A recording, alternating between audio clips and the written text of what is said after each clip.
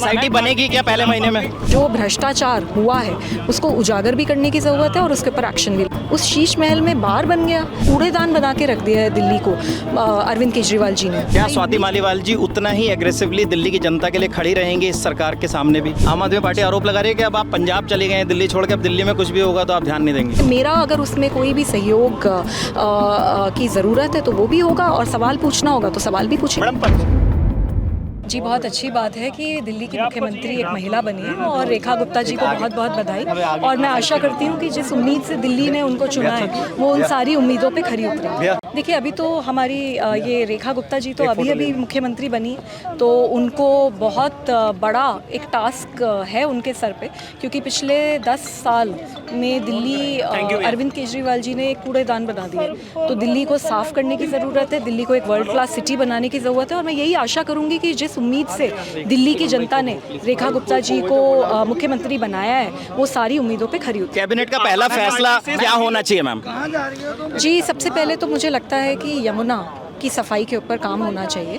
दिल्ली में आज एक्चुअली ये फैक्ट है कि बहुत जगहों पर बहुत ही गंदा, काला, सड़ा हुआ पानी लोगों के घर में आ रहा है। तो पानी की व्यवस्था हर घर में टूटी से ठीक स्वच्छ पानी पहुँचे, यमुना जी साफ़ हो।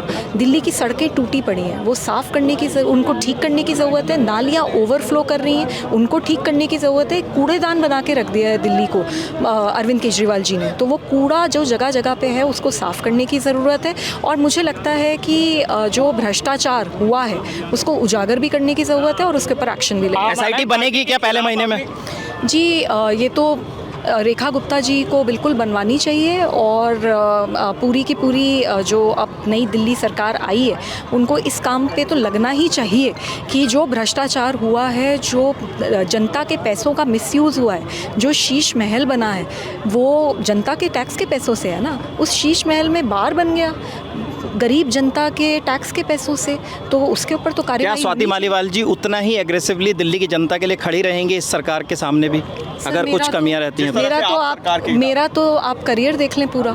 अगर आप मेरा दिल्ली महिला आयोग का भी करियर देखें, उस पूरे पीरियड में मैं तो आम आदमी पार्टी की दिल्ली महिला आयोग की भी अध्यक्ष थी। मैं आज आम आदमी पार्टी की सांसद भी हूँ। तो मुझे ये लगता है कि जस्ट बिकॉज मैं एक पार्टी से बिलोंग करती हूँ इसका मतलब ये तो नहीं है कि मैं इशूज़ ना उठाऊँ। तो मैं इशूज़ पहले भी उठाती रही हूँ, आज भी मैं इशूज़ उठाऊँगी, क्योंकि मैं तो जनता की राजनीति करना जानती हूँ और मैं जनता की राजनीति करती हूँ।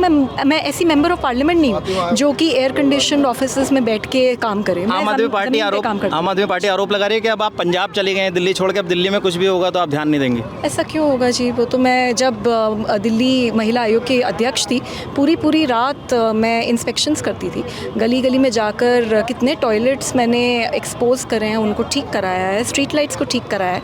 दिल्ली सरकार को मैं एक्सपोज करती थी, मैं काम करती थी। बट हाँ, ये ज़रूर है कि अब 10 साल से जो दिल्ली कूड़ेदान बन गई है उस पर जो अब सरकार बनी है, मैं बिल्कुल आशा कर रही हूँ कि वो अच्छे से काम करेंगे और दिल्ली को एक तेज़ गति पे वर्ल्ड क्लास सिटी बनाने की कोशिश करेंगे। तो मेरा अगर उसमें कोई भी सहयोग की ज़रूरत है तो वो भी होगा, और सवाल पूछना होगा तो सवाल भी पूछेंगे। बहुत बहुत धन्यवाद। ये थी राज्यसभा सांसद स्वाति मालीवाल, जो लगातार चुनाव से पहले भी दिल्ली की समस्याओं को, मुद्दों को लोगों के सामने उठाती थी। और आज जो दिल्ली की नई सरकार है, भाजपा सरकार है, रेखा गुप्ता जिसके मुख्यमंत्री हैं, उनके शपथ ग्रहण समारोह में स्वाति मालीवाल यहाँ पहुँची हुई थी।